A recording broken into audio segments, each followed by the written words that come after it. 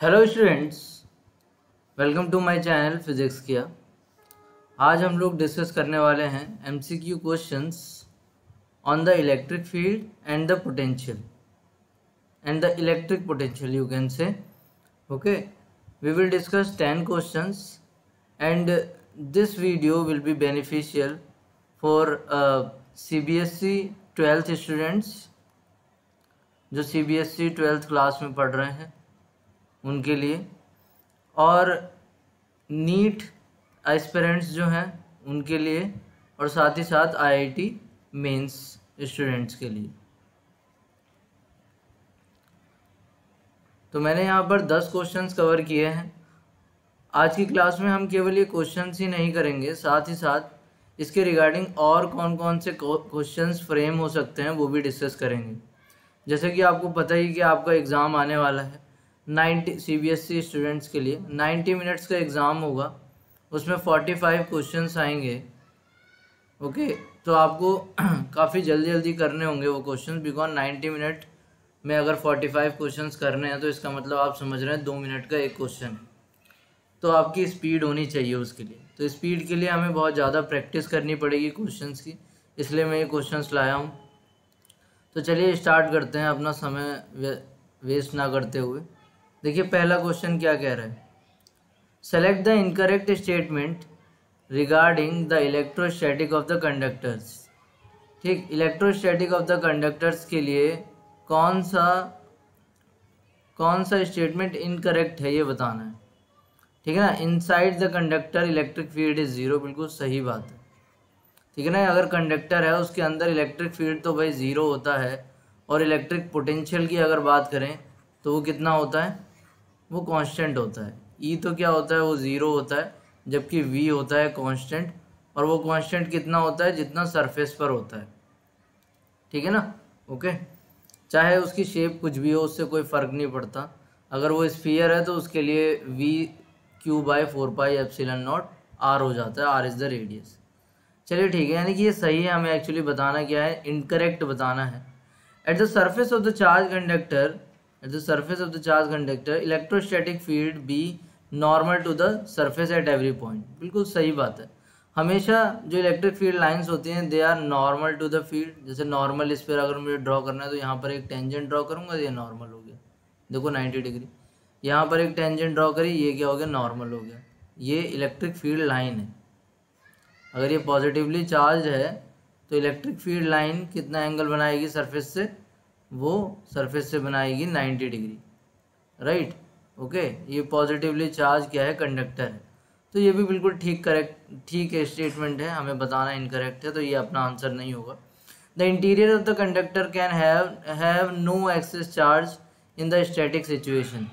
अगर static situation है तो उसमें कोई भी चार्ज नहीं होगा अंदर।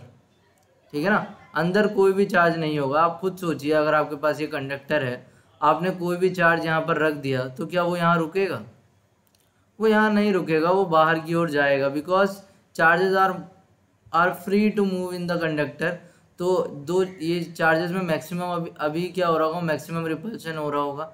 उस रिपल्शन को कम करने के लिए सारे के सारे charge will reside on the surface. Okay, तो हमेशा किसी कंडक्टर को आप चार्ज देते हैं तो कोई भी एक्सेस चार्ज नहीं होता इंटीरियर में, है ना। ये भी बिल्कुल सही बात है।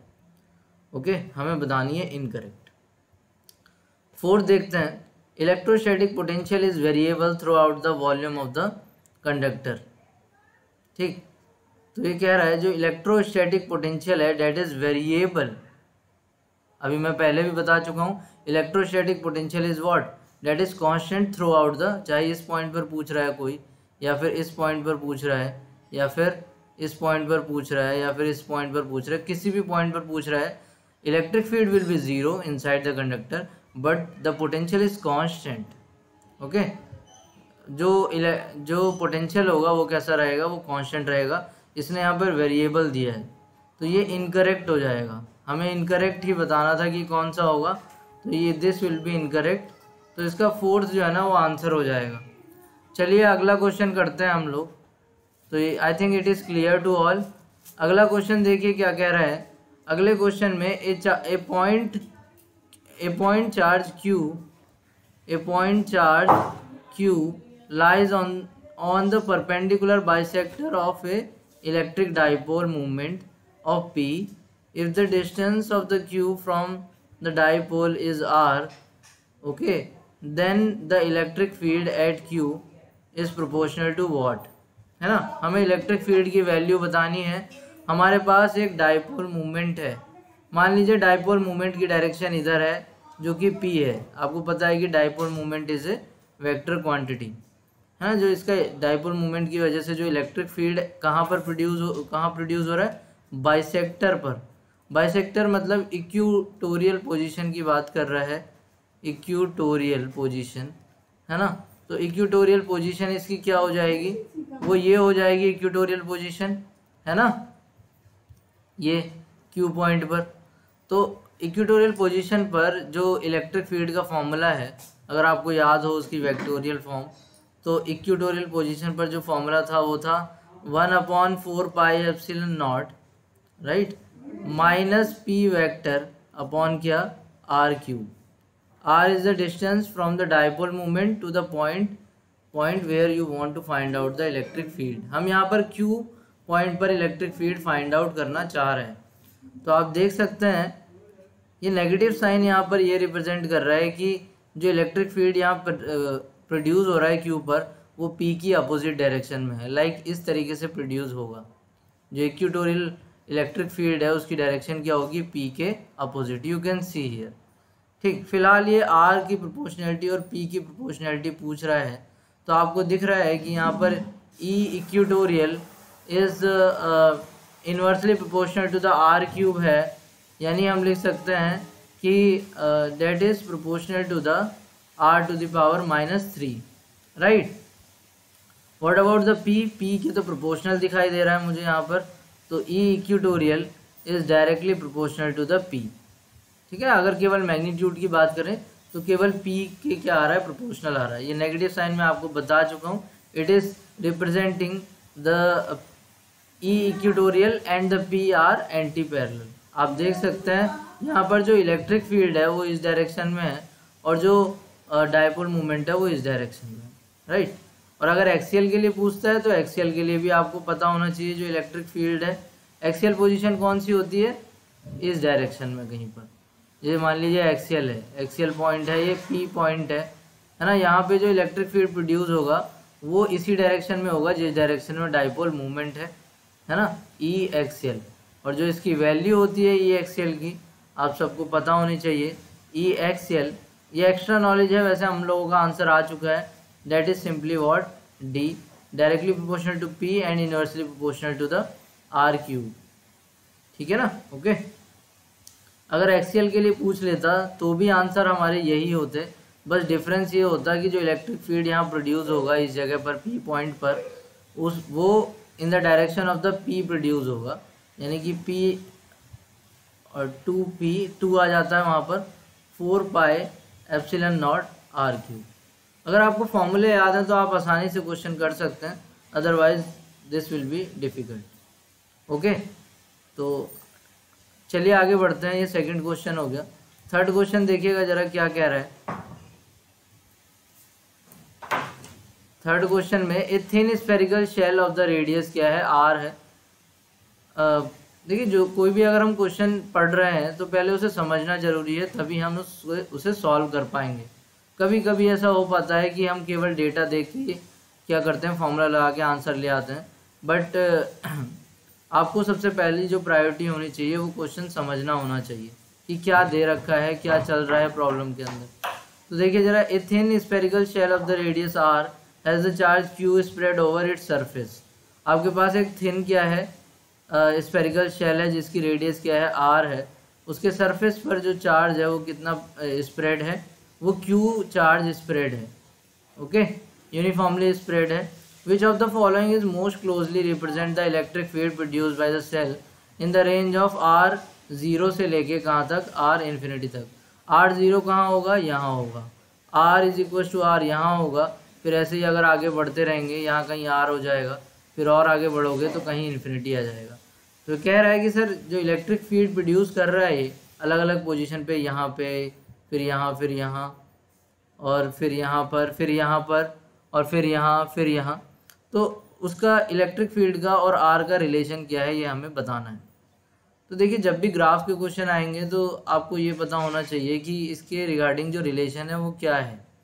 तो आपको पता होना चाहिए जो इलेक्ट्रिक फील्ड है, इलेक्ट्रिक फील्ड वो उसका जो एक्सप्रेशन है वो क्या होता है।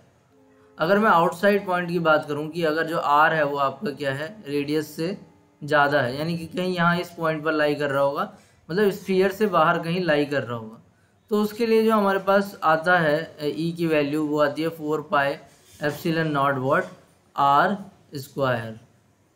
ठीक, अगर सरफेस पे पूछ रहा है तो R is equal to capital R हो जाएगा सिंपली, तो Q by 4 pi epsilon nought क्या हो जाएगा, आर स्क्वायर। और अगर इनसाइड पॉइंट पर पूछ रहा है तो देखिए इनसाइड पॉइंट पर कोई भी चार्ज नहीं है, इनसाइड पॉइंट पर कोई भी चार्ज नहीं है, तो इलेक्ट्रिक फील्ड, कोई चार्ज नहीं होगा तो इलेक्ट्रिक फील्ड भी नहीं होगा। तो इनसाइड पॉइंट पर जो इलेक्ट्रिक फील्ड होता है that is what, that is 0। तो इसे याद रखिए। तो अगर आपको ये एक्सप्रेशन याद है तो आप ग्राफ भी आसानी से ड्रॉ कर लेंगे। ये आउटसाइड के लिए है, ओके, और ये सरफेस के लिए है, और फिर इसके बाद ये जो है ना ये किसके लिए है, इनसाइड पॉइंट के लिए है। ठीक है, तो बस अब इसे ड्रॉ करना है, तो ड्रॉ करते हैं। देखिए इस एक्सेस पर क्या लेना है, ई लेना है, और यहाँ पर क्या लेना है, आर लेना है, राइट, ओके। तो आप देख रहे हैं यहाँ पर कि जो इलेक्ट्रिक फील्ड है अंदर इनसाइड क्या आ रहा है, वो 0 आ रहा है, तो 0 आ रहा है इनसाइड, ये 0 है, ये 0 है। फिर अचानक से सरफेस पर इलेक्ट्रिक फील्ड कितना हो चुका है, इतना हो चुका है, ये क्या है, ये ई एस की वैल्यू है, मान लीजिए ई एस मतलब electric field at the surface. फिर उसके बाद आप देखेंगे कि आर से कैसे वेरी कर रहा है आउटसाइड पॉइंट के लिए। अगर ई आउट की बात करें, ये दिख रहा है आपको, ई आउट जो है ना that is directly proportional to, inversely proportional to the R square. देखिए ये वाई एक्सिस पर है तो Y is inversely proportional to क्या हो गया, एक्स स्क्वायर हो गया, है ना। तो ये इसका जो ग्राफ होता है, ये इसका ग्राफ कुछ इस तरीके से होता है। तो this is the graph, okay. तो हमारा जो आंसर होगा वो कौन सा ठीक हो जाएगा। ठीक, ये जो डॉटेड लाइन होती है ये ग्राफ का हिस्सा नहीं होती हैं, ठीक, ओके। ऑल्दो यहाँ पर इसने डॉटेड नहीं बनाया है, but this will be the right answer. यहाँ से यहाँ तक क्या हो गया, यहाँ से यहाँ तक 0 हो गया, 0 टू आर, फिर इन्वर्सली प्रोपोर्शनल टू आर आ गया, आर स्क्वायर, ठीक है, ओके। तो हमारा जो आंसर होगा वो कौन सा ठीक हो जाएगा, वो बी हो जाएगा। चलिए आगे बढ़ते हैं हम लोग। आगे क्या है कि फोर्थ क्वेश्चन फ्लक्स से रिलेटेड है। If the electric flux entering and leaving and closed surface respectively φ1 and φ2, है ना। φ1 और φ2 कौन से हैं, एंटरिंग और लीविंग फ्लक्स है किसी क्लोज सरफेस से। तो ये मान लीजिए क्लोज सरफेस है, ठीक। जो एंटरिंग है फ्लक्स वो कैसा है, वो φ1 है। एंटरिंग मान लीजिए ये है, ये पिंक वाला क्या है, ये एंटरिंग है। फ्लक्स क्या रिप्रेजेंट करता है, नंबर ऑफ फील्ड लाइंस ना, ये φ1 को रिप्रेजेंट कर रहा है मान लीजिए। और जो φ2 है वो कैसा है, लीविंग है, ठीक है ना। तो ये जो पर्पल कलर का है ये कौन सा है, ये लीविंग है। ये इलेक्ट्रिक फील्ड लाइंस क्या है, ये लीव कर रही हैं इस क्लोज सरफेस को। This is the φ2। तो कह रहा है कि सर इसने कितना चार्ज, यहाँ पर कुछ चार्ज होगा, इनसाइड चार्ज, है ना, कितना चार्ज इसके अंदर है, सरफेस के अंदर, ये पूछा जा रहा है। तो देखिए यहाँ पर चार्ज है, फ्लक्स है, तो इसे रिलेट केवल एक ही चीज़ करती है, वो कौन है, वो है गॉस लॉ। गॉस लॉ, तो गॉस लॉ क्या कहता है कि जो टोटल फ्लक्स होता है वो होता है Q inside upon epsilon not, ठीक है ना। ये नेट फ्लक्स होता है। और ये जो चार्ज होता है ये कौन सा होता है, जो इनक्लोज कर रखा है गॉसियन सरफेस में, ठीक है ना। गॉसियन सरफेस चार्ज होता है इनसाइड गॉसियन सरफेस, ओके। तो गॉसियन सरफेस के अंदर Q इन है, वही वो पूछ रहा है कि कितना होगा। देखिए फाई नेट जो है ना यहाँ पर, वो आप कैसे कैलकुलेट करेंगे। एक्चुअली जो एंटरिंग फ्लक्स होता है उसे नेगेटिव से डिनोट किया जाता है, और जो लीविंग होता है, लीविंग इज पॉजिटिव, और एंटरिंग इज नेगेटिव, ठीक है ना, एंटरिंग फील्ड लाइंस। तो यहाँ पर जो टोटल फ्लक्स हो जाएगा वो हो जाएगा φ2 माइनस, क्या हो जाएगा भाई, वो हो जाएगा φ2 माइनस φ1 इज इक्वल्स टू क्या हो गया Q in over epsilon naught, right.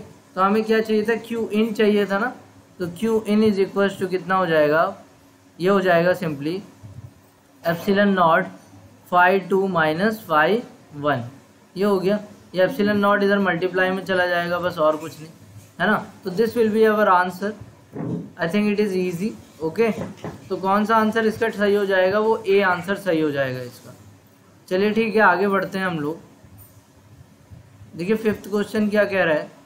Fifth question में 2 स्फेरिकल कंडक्टर्स हैं आपके पास, you have 2 spherical conductors B and C have equal radius और equal charges, okay, and repel each other with the force F and keep apart at some distance. मतलब आपके पास 2 spheres हैं, एक B है और दूसरा क्या है, सी है, उनके बीच में कुछ डिस्टेंस है और इनके बीच में एक फोर्स लग रहा है एफ, रिपल्सिव फोर्स है ना। और दोनों के पास जो चार्ज है, मान लीजिए इसके पास भी क्यू है और इसके पास भी क्या है, क्यू है, पॉजिटिव चार्ज है दोनों के पास।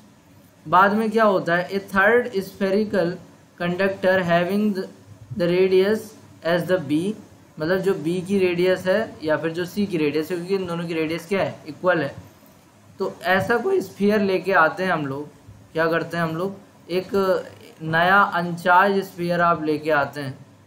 पहले आप उसे किससे टच कराते हैं, इससे टच कराते हैं, इससे टच कराएंगे, है ना, इससे टच कराते हैं और फिर इसे सी से टच कराते हैं और फाइनली इस वाले स्फीयर को, पर्पल वाले स्फीयर को, जो अनचार्ज है तभी तो चार्ज क्या है इस पर, 0 है ना। पहले बी से टच कराते हैं इस वाले को और फिर इसे सी से टच कराते हैं, है ना। तो और दोबारा उन्हीं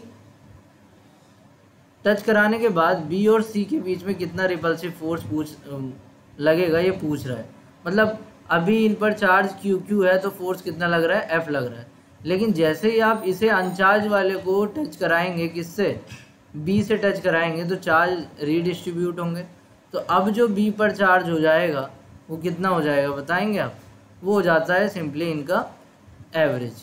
तो q प्लस 0 अपॉन क्या आ जाएगा 2, यानी q/2 इस पर नया चार्ज आ जाएगा, है ना। और जो c पर नया चार्ज आ जाएगा वो कितना आएगा, पहले इसके पास q था, है ना, ओके। तो पहले इसके पास q चार्ज था, अब जो इस पर चार्ज हो जाएगा वो कितना हो जाएगा, देखिए ये अनचार्ज स्फीयर था तो अभी इसे b से कनेक्ट जब आप टच करेंगे तो चार्जेस क्या हो जाते हैं, रीडिस्ट्रीब्यूट हो जाते हैं। जैसे लाइक मैं बता देता हूँ, अगर इस पर चार्ज q1 है, इस पर चार्ज q2 है, आप इन्हें टच करा रहे हैं, कॉन्सेप्ट है इन्हें अगर आप टच करा देंगे और दोबारा इन्हें क्या कर दिया, अलग अलग कर दिया, तो इन दोनों पर एक तो पहली बात तो सेम चार्ज आ जाता है, ठीक है ना। और वो जो चार्ज आता है सेम, वो कितना आता है, वो इन दोनों का एवरेज होता है सिंपली। अगर 2 हैं तो एवरेज 2 का हो जाएगा, 3 है तो 3 का एवरेज हो जाएगा। इसी तरीके से यहाँ पर ये जो अनचार्ज स्फीयर है, पहले इसे बी से कनेक्ट कराया तो अनचार्ज स्फीयर पर अब नया चार्ज आ चुका है। ये जो अनचार्ज स्फीयर है इस पर नया चार्ज आ चुका है, वो कितना आ चुका है, q/2, है ना। और इसे आप किससे और कनेक्ट कर रहे हैं, इससे और कनेक्ट कर रहे हैं, है ना। तो जो चार्ज हो जाएगा वो कितना हो जाएगा इस पर नया, q/2, q प्लस, क्योंकि q तो इसके पास ऑलरेडी था, और नया चार्ज जो अनचार्ज पर आ चुका है, जो चार्ज नया बी से टच कराने के बाद, वो ये आ चुका था q/2। तो अब इन दोनों को जब टच कराएंगे तो इन दोनों पर एक क्या हो जाएगा, एवरेज चार्ज आ जाएगा। वो कितना होगा ये, तो ये कितना हो गया 3q/4। तो अब नया जो चार्ज है किस पर, बी और सी पर, वो आ चुका है q/2 एंड 3q/4। तो जो नया फोर्स है वो कितना हो जाएगा, f' अगर हम लोग लिखना चाह रहे हैं तो f' is equals to 1/4 pi epsilon nought q/2 3q/4 upon distance उसने चेंज नहीं करी है, यानी कि बी और सी अपनी ही जगह पर हैं। बस पहले सी को इधर, मतलब एक अनचार्ज स्फीयर को इससे टच कराया, फिर वो चार्ज हो गया अनचार्ज भी, और फिर उस चार्ज स्फीयर को इससे टच कराया, तो दोनों पर ही नए चार्ज आ चुके हैं, इस पर Q/2, इस पर 3Q/2। अब जो नया फोर्स होगा वो देखिए कितना हो जाएगा, यहाँ से 3/8 अगर आप कॉमन ले लें तो आपको क्या मिलने वाला है, you are getting Q/Q upon 4πε0 r² F'। तो जो पहले जो फोर्स लग रहा था वो यही तो लग रहा था, Q/4πε0 r²। तो अब जो नया फोर्स हो चुका है वो कितना हो चुका है, 3/8 into the old force, right. I think it is clear to all.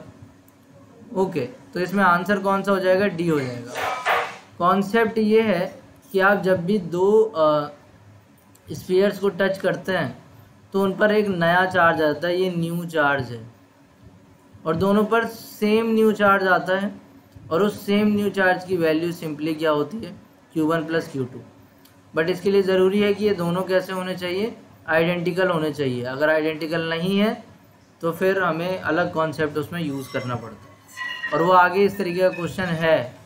Okay, I think it is clear to all. 5th question. 6th देखिए ज़रा, 2 पॉइंट चार्जेस, आपके पास 2 पॉइंट चार्जेस है, +8Q और -2Q are located at the distance of x = 0 and x = L पर located है, ठीक है ना। ये क्या है, +8Q है और ये -2Q है ना। ऑब्वियसली इनके बीच का जो डिस्टेंस होगा वो कितना होगा, इनके बीच का जो डिस्टेंस होने वाला है वो होगा L, क्योंकि ये x = 0 है, ये x = L है, ठीक। The location of the point on the x axis at which the electric field due to these points charges is 0 is what, है ना। आपसे क्या पूछ रहा है कि नेट इलेक्ट्रिक फील्ड सर कहाँ पर 0 होगा। आप खुद सोचिए, अगर आप वो पॉइंट अंदर ले लेते हैं तो अंदर लेंगे तो ये वाला जो चार्ज है ये पॉजिटिव है, तो ये इलेक्ट्रिक फील्ड इधर क्रिएट करेगा, क्योंकि पॉजिटिव हमेशा अवे फ्रॉम, जो भी पॉजिटिव चार्ज है वो अवे करता है, अपने से दूर इलेक्ट्रिक फील्ड प्रोड्यूस करता है। तो ये 8Q की वजह से इधर प्रोड्यूस होगा, और अगर बात की जाए -2Q की वजह से तो वो भी इधर प्रोड्यूस होगा, क्योंकि नेगेटिव है। नेगेटिव अपनी ही तरफ क्या करता है, प्रोड्यूस करता है इलेक्ट्रिक फील्ड। तो यहाँ तो कभी 0 हो ही नहीं पाएगा, क्योंकि दोनों ही एक ही डायरेक्शन में है ना। तो हमें क्या लेना पड़ेगा, वो जो पॉइंट है वो आउटसाइड पॉइंट लेना पड़ेगा। तो आउटसाइड पॉइंट मान लेते हैं वो कितने, ठीक है ना, वो यहाँ से कितनी दूरी पर है, वो x डिस्टेंस पर है आउटसाइड पॉइंट, ठीक। ये पॉइंट है, क्योंकि यहाँ पर इलेक्ट्रिक फील्ड 0 आ जाएगा, क्योंकि इनसाइड पॉइंट पर इलेक्ट्रिक फील्ड 0 आ नहीं रहा है। देखो 8Q की वजह से तो इधर आ जाएगा, क्योंकि ये रिपेल करेगा, और -2Q क्या करेगा, अट्रैक्ट करता है, तो ये क्या आ जाएगा, -2Q, राइट। याद रखिए इलेक्ट्रिक फील्ड की डायरेक्शन आपको कैसे पता करनी है। अगर पॉजिटिव चार्ज है वो हमेशा अवे फ्रॉम करेगा अपने आप से, और अगर नेगेटिव चार्ज है that will always towards him, है ना, अपनी तरफ ये प्रोड्यूस करता है इलेक्ट्रिक फील्ड। ये तो आपको पता ही होना चाहिए। तो आपने ये पॉइंट मान लिया P, यहाँ पर क्या करेगा, ये इलेक्ट्रिक फील्ड प्रोड्यूस करेगा, और ये यहाँ x = 0 से कितनी दूरी पर है, x पर है। क्योंकि अगर ये लोकेशन पूछ रहा है तो ऑब्वियसली ये ओरिजिन से पूछ रहा है कि कितनी दूरी पर है, तो हमने मान लिया कि ओरिजिन से ये कितनी दूरी पर है, ये x दूरी पर है। ओके, ये पॉइंट जो है P पॉइंट कहाँ है, x डिस्टेंस पर है। अगर ये पूरा x है तो ये वाली जो डिस्टेंस होगी वो वाली ये कितनी हो जाएगी, मुझे कोई बताएगा। ये पूरी x है और यहाँ से यहाँ तक कितना है, ये L है। ओके, ये वाली L है, तो ये हो जाएगी x - L। बस अब आप ये देखिए E -2Q अगर आप लिखेंगे, इसका मैग्नीट्यूड लिखिए इलेक्ट्रिक फील्ड का, वो कितना आ जाएगा, 2Q चार्ज अपॉन 4πε0। इससे डिस्टेंस कितनी है बताइए ज़रा, 2Q से कितना डिस्टेंस है, x - L ना, तो x - L का क्या स्क्वायर हो गया, राइट। और डायरेक्शन हम लोग यहाँ ऐसे ही शो कर देते हैं, डायरेक्शन किधर आ रही है, इन दिस डायरेक्शन, राइट। अब आप क्या फाइंड आउट कर सकते हैं, 8Q भी फाइंड आउट कर सकते हैं। 8Q कितना आ जाएगा बताइए ज़रा, 8Q जो आ जाएगा वो आ जाएगा चार्ज अपॉन 4πε0 और ये कितना दूर है 8q इस P पॉइंट से, यहाँ पर है ना, उसे मैंने क्या माना है, x माना है, तो ये आ जाएगा x और उसका square. And what is the direction, direction ये पॉजिटिव चार्ज है, रिपेल दूर, इसकी वजह से दूर होगा, अवे फ्रॉम द चार्ज होगा, ये हो गया। तो अगर नेट ज़ीरो है, नेट फील्ड अगर ज़ीरो होगा किसी P पॉइंट पर, नेट फील्ड ज़ीरो, तो ये दोनों एक दूसरे को बैलेंस कर रहे होंगे। देखो ये इस डायरेक्शन में है लेफ्ट में और ये राइट में है, तो दोनों बैलेंस कर रहे होंगे। So E minus 2q should be equal to the E 8q। दोनों के मैग्नीट्यूड सेम होने चाहिए, तभी तो ये एक दूसरे को कैंसिल करेंगे। तो बस फिर क्या करना है, आपको मैग्नीट्यूड यहाँ पर रख देना and you will get the answer. तो मैग्नीट्यूड रख दीजिए, तो 2q upon 4 pi epsilon naught x minus L का square is equals to 8q upon 4 pi epsilon naught x square, right. तो q से q कैंसिल हो जाएगा, ये 4 टाइम्स जाएगा यहाँ पर, दिस विल बी 4 टाइम्स, ये पूरा कट गया। यहाँ पर क्रॉस मल्टीप्लिकेशन करेंगे, you will get what, x square is equals to 4 of x minus L का क्या स्क्वायर, राइट। इसका स्क्वायर रूट ले लीजिए, तो ये आ जाएगा x और ये क्या आ जाएगा 2, इसका रूट 2 हो जाएगा और इसका रूट क्या हो जाएगा x माइनस एल हो जाएगा, राइट। ओके, तो ये आ जाएगा x, ये हो गया 2x, ये हो गया माइनस 2l। तो x को इधर लेके जाइए, you will get x is equal to what, 2l, right. आप चाहते तो यहाँ पर क्या ले सकते थे, जब आपने ये रूट हटाया तो आप यहाँ पर क्या ले सकते थे, यहाँ पे प्लस माइनस साइन भी ले सकते थे। मैंने केवल प्लस लिया है ना, तब भी आंसर आ जाएगा, कोई ऐसी प्रॉब्लम नहीं है। आप केवल प्लस लेंगे तब भी आंसर आएगा, ठीक है। I think it is clear to all, C will be the right answer. बस इसमें इलेक्ट्रिक फील्ड आपको बैलेंस करने थे इस पॉइंट पर। दूसरी चीज़ ये देखनी थी कि वो पॉइंट अंदर लाई करेगा या बाहर। अंदर लाई नहीं कर पाएगा बिकॉज दोनों की डायरेक्शन कैसी हो जा रही है, सेम हो जा रही है ना। चलिए ठीक है, 7th क्वेश्चन देखिएगा क्या कह रहा है। 4 charges equal of minus q are placed at 4 corners of the square and a charge q is at the center. If the system is in the equilibrium, the value of the q is what? तो आपके पास क्या है, कि square है, right, एक square है और उसके स्क्वायर के कॉर्नर्स पर माइनस q चार्ज रखा हुआ है, ठीक है, माइनस q रखा हुआ है, और सेंटर पर एक प्लस q चार्ज रखा हुआ है, सेंटर पर एक प्लस q चार्ज रखा हुआ है, और पूरा सिस्टम किस में, इक्विलिब्रियम में है, ठीक है ना। होल सिस्टम किस में है, इक्विलिब्रियम में। अगर होल सिस्टम इक्विलिब्रियम में है तो इसका मतलब ये नहीं कि है केवल कि इस पर ही चार्ज नेट फोर्स ज़ीरो है, सब पर नेट फोर्स ज़ीरो होगा। मतलब इस पर भी नेट फोर्स ज़ीरो होगा, ये स्मॉल q पर, इस पर भी नेट फोर्स ज़ीरो होगा। तो ये जो क्वेश्चन है ये इम्पोर्टेंट है और थोड़ा लेंदी भी होगा। इम्पोर्टेंट इसलिए है बिकॉज अगर आप इस पर कैलकुलेट करेंगे तो you will never find the relation between small q and the capital Q। Okay, तो that's why we have to consider the corner point, है ना।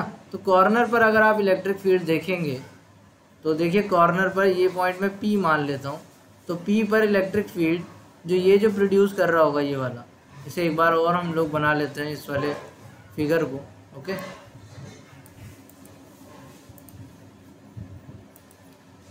ओके, तो ये फिगर हमने दोबारा से यहाँ देखिए बना लिया है। तो हम लोग क्या कर रहे हैं, यहाँ पर जो P पॉइंट है इस पर इलेक्ट्रिक फील्ड देख रहे हैं। इलेक्ट्रिक फील्ड कह रहा है ना कि इस सिस्टम इक्विलिब्रियम में रहे, तो फोर्स देख लेते हैं। तो like this is A, this is B, that is C and it is D, let us से। तो इलेक्ट्रिक फील्ड इलेक्ट्रिक फोर्स जो A प्रोड्यूस कर रहा होगा वो रिपेल करेंगे एक दूसरे को, तो इधर हो जाएगा, इसे मैं FA से डिनोट कर देता हूँ। ये जो प्रोड्यूस कर रहा होगा C, यहाँ पर फोर्स इस पर, वो भी रिपेल कर रहा होगा FC, है ना। और ये वाला जो होगा, ये वाला चार्ज B, वो भी अपने से दूर कर रहा होगा रिपेल, क्योंकि नेगेटिव है। ये क्या आ जाएगा, FB आ जाएगा। और साथ ही साथ D भी यहाँ पर दिखाई दे रहा है, डी जो प्रोड्यूस करेगा यहाँ इलेक्ट्रिक फोर्स या इलेक्ट्रिक फील्ड है ना, इलेक्ट्रिक फोर्स प्रोड्यूस करेगा ये इस पर माइनस क्यू पर जो ये फोर्स लगाएगा प्लस क्यू, वो कैसे लगाएगा, वो अट्रैक्ट करेगा, बिकॉज ये दोनों क्या है, ये नेगेटिव है ये पॉजिटिव है, तो अट्रैक्ट करेगा। तो I should write here what F D है ना। तो यहाँ पर एक्चुअली ये एक डायरेक्शन में नहीं है, इसलिए आप केवल इनके मैग्नीट्यूड लिख के इज इक्वल टू 0 नहीं कर सकते हो।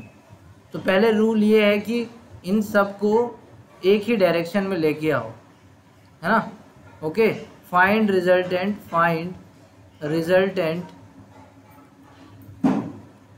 इन वन डायरेक्शन, एक किसी भी पर्टिकुलर डायरेक्शन में लेके आओ रिजल्टेंट, फिर उसे क्या कर दो 0 के बराबर रख दो, तभी आपका आंसर आएगा। क्यों 0 के बराबर, क्यों, क्योंकि इक्विलिब्रियम में है ना। एफ पी जो होगा, एफ पी वो कितना होगा, वो 0 आएगा, है ना। तो एफ पी पॉइंट पर जो पी है, पी पॉइंट यानी कि माइनस क्यू चार्ज पर जो फोर्सेस लग रहे हैं वो 4 फोर्सेस लग रहे हैं, इन चारों को ऐड करना पड़ेगा। तो एक साथ तो हम ऐड नहीं कर सकते, हमारे पास कोई टूल नहीं है। तो हम क्या करेंगे कि इन्हें अलग अलग ऐड कर लेते हैं। पहले 2 को ऐड कर लीजिए, एफ ए, ये क्या हो गया, एफ सी हो गया। इन दोनों को अगर ऐड करना है, देखिए ये वाली जो डिस्टेंस है यहाँ से यहाँ तक, P से लेके Q तक की जो डिस्टेंस है वो क्या है, वो A है मान लीजिए, ठीक है ना। ये भी A है, ये भी A है, ये भी A है।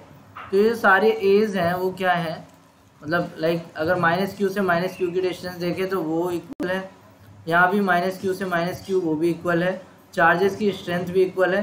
तो ये दोनों के ये दोनों जो फोर्सेस होंगे इनके मैग्नीट्यूड कैसे होंगे, सेम होंगे। एक्चुअली हम क्या कर रहे हैं कि पहले इन दोनों का रिजल्टेंट फाइंड आउट कर रहे हैं, है ना। ओके, तो ये कितना आ जाएगा, सिंपली बस मैग्नीट्यूड कैलकुलेट कर रहे हैं। तो क्यू अपॉन क्या आ जाएगा, 4 पाई एप्सिलॉन नॉट, क्योंकि देखो मैग्नीट्यूड तो हमेशा क्या आता है, पॉजिटिव आता है। तो q upon 4 pi epsilon not r square, r is what, a square. तो ये एफ सी और एफ ए की वैल्यू हो गई, है ना, क्योंकि जो डिस्टेंस है वो सेम है, ए है ना। इन दोनों का रिजल्टेंट हम लोग जरा फाइंड आउट कर लेते हैं। रिजल्टेंट पैरेललोग्राम मेथड से इनका क्या आ जाएगा, वो इस डायरेक्शन में आ जाएगा। और ये जो रिजल्टेंट होगा मैं इसे F1 से डिनोट कर दे रहा हूँ। तो F1 इज इक्वल टू हो जाएगा रूट ऑफ क्या, एफ ए स्क्वायर और plus F C square, right. Okay, इसे हम लोग एक क्वांटिटी कंसिडर कर लेते हैं जिससे प्रॉब्लम थोड़ा इजी हो जाए। इसे let us consider it is के, इट इज़ व्हाट, के है, इसे के मान लो जरा। तो जरा F1 का मैग्नीट्यूड अगर आप देखें तो कितना आ जाएगा, अंडर रूट ऑफ, मैंने इसे के मान लिया है, तो के स्क्वायर प्लस के स्क्वायर यानी अंडर रूट ऑफ क्या हो गया, 2k स्क्वायर, यानी ये आ गया के अंडर रूट 2। हमारा अभी आंसर किस में आ चुका है, के अंडर रूट 2। F1 का आपने मैग्नीट्यूड फाइंड आउट कर लिया यहाँ पर, है ना, ठीक। अब आप इन दोनों को हटा सकते हैं, एफ सी और एफ ए को, और उसकी जगह केवल आप क्या पुट कर सकते हैं, F1 पुट कर सकते हैं, है ना, क्योंकि हमने इन्हें सॉल्व कर लिया। एफ ए और एफ सी को सॉल्व करके ग्रीन वाला वेक्टर हमारे पास आया है। ओके, तो इस ग्रीन वाले वेक्टर को केवल हम इस P पॉइंट पर बनाने वाले हैं। ये हो गया F1, क्योंकि एफ ए और एफ सी का रिजल्टेंट है ये, और इधर क्या आएगा, एफ डी आएगा, ठीक है ना। और एक और फोर्स है मैंने बताया एफ बी भी है इस साइड में। तो आप यहाँ पर ऑब्जर्व करेंगे कि ये जो सारे फोर्सेस हैं वो एक ही क्या है, मतलब एक ही लाइन में है ना। एक लाइन में आपने कर लिया, क्योंकि रिजल्टेंट वन डायरेक्शन में आना चाहिए। तो ये एक लाइन में आ चुका है इन दोनों को सॉल्व करने के बाद। अब बस क्या है कि ये दोनों किसके इक्वल होने चाहिए, इस एफ डी के इक्वल होने चाहिए, ठीक है ना। For F P net is equal to 0 के लिए क्या होना चाहिए कि इन दोनों का सम है, क्योंकि ये दोनों एक ही डायरेक्शन में, तो कोई प्रॉब्लम नहीं है, सम में क्या हो जाएगा, ये दोनों ऐड हो जाएंगे।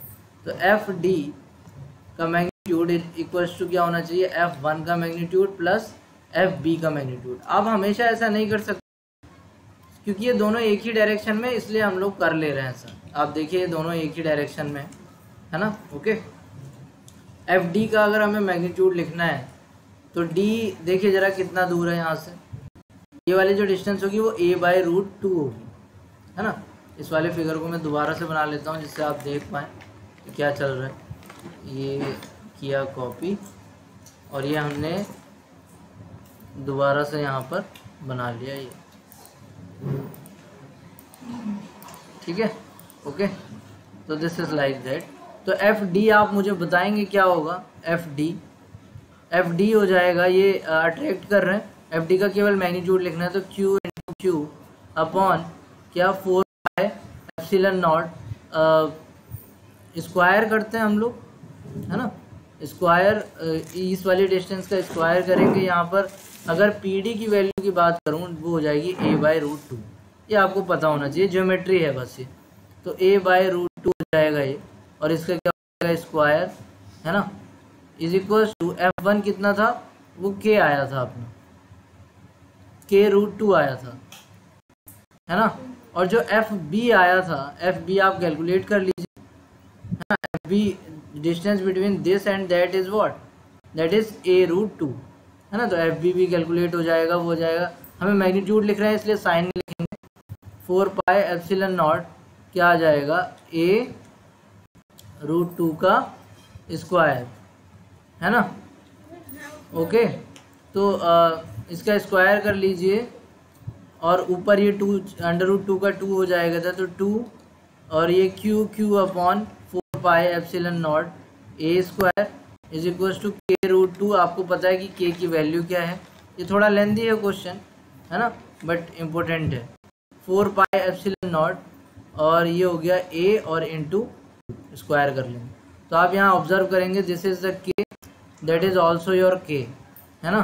तो ये आ जाएगा 2, no I think k is q² capital Q², this is only the k, this is not the k, okay, so this is only the k and that is k√2 or plus this will be this is I think I should write here 2 और ये आ जाएगा q upon 4πε0 a² और ये आ जाएगा यहाँ पर ये तो k है, k/2 है ना, ठीक है।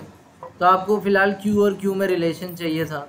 यहाँ से अगर आप k कॉमन ले लें, you will get what, you will gate ये आ गया q अपॉन 4πε0 a² और ये 2 और k कॉमन ले लीजिए ज़रा क्या आएगा, और एलसीएम ले लीजिए 2, ये 2√2 हो गया और ये +1, है ना। ओके, k की वैल्यू रख दीजिए, k जो था अपना वो था q² अपॉन 4πε0 a² सिंपली। तो बस अगर वो वैल्यू आप यहाँ पुट करेंगे तो ये पूरा जो टर्म है यही k है, मतलब ये पूरा टर्म k नहीं है, वो q² है यहाँ पर।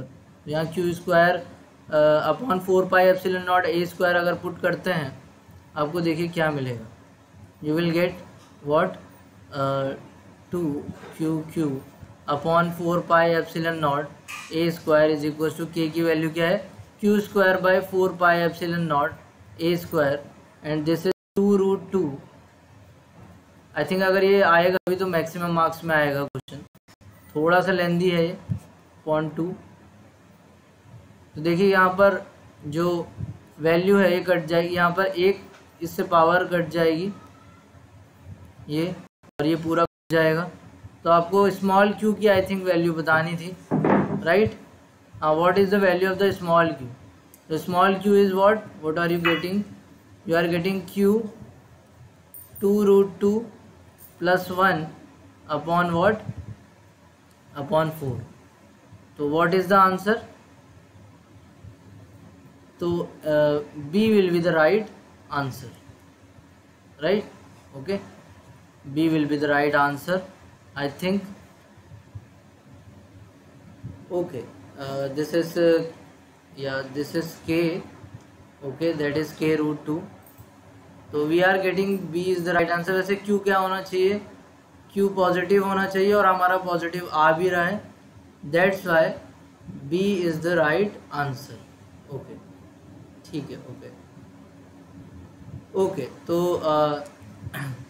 Move to the next question. Next question में क्या है, दो स्फेरिकल स्फीयर्स हैं, एक ए है और एक बी है, ठीक है ना। इसकी रेडियस है 1 मिलीमीटर और दूसरे की जो रेडियस है वो 2 मिलीमीटर है। इनके बीच का डिस्टेंस दे रखा है, वो कितना दे रखा है 5, सेंटर टू सेंटर डिस्टेंस दे रखी है 5 centimetre. Are uniformly charge if the sphere are connected by the wire.